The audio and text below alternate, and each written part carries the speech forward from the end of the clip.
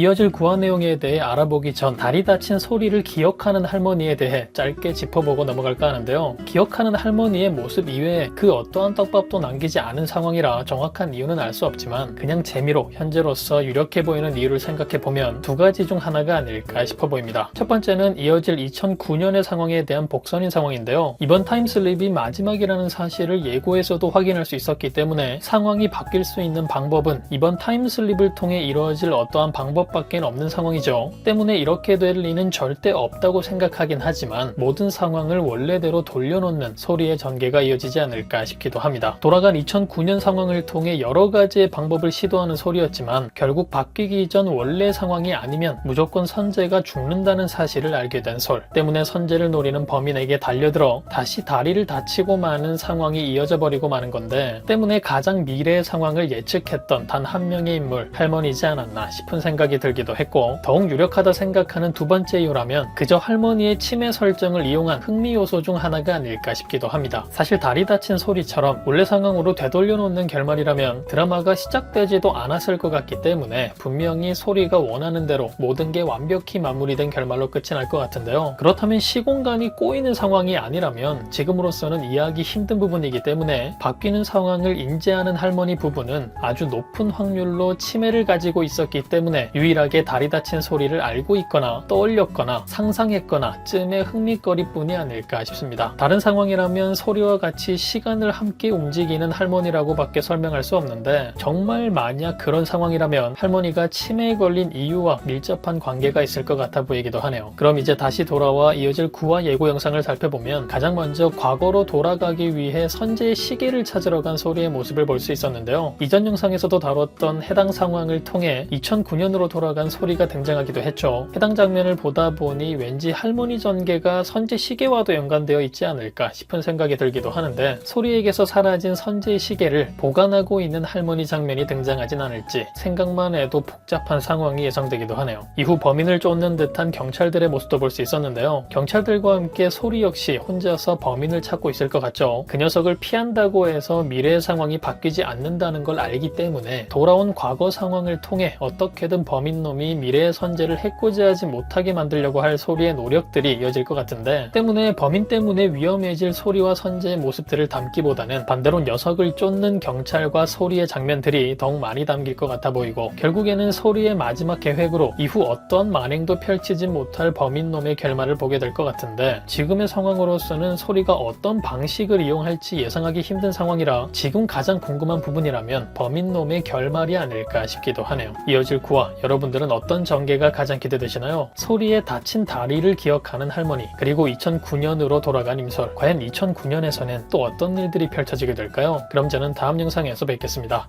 감사합니다.